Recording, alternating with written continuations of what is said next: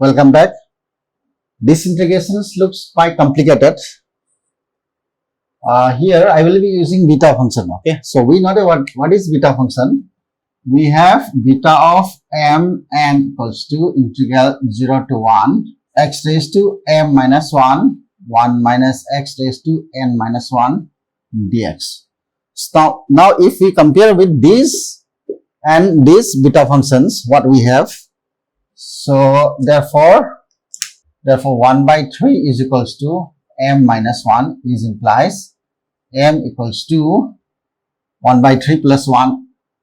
1 by 3 plus 1 is 4 by 3. So we have m. Okay. Similarly, so 2 by 3 equals to n minus 1 is implies n equals to 2 by 3 plus 1 means n equals to 5 by 3.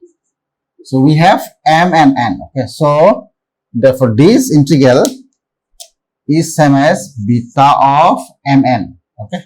Beta of mn is same as beta of 4 by 3 comma 5 by 3. Okay.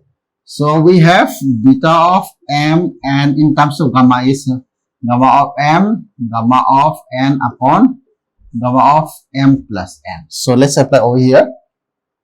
This is same as gamma of 4 by 3, gamma of 5 by 3 upon gamma of this plus this. Okay.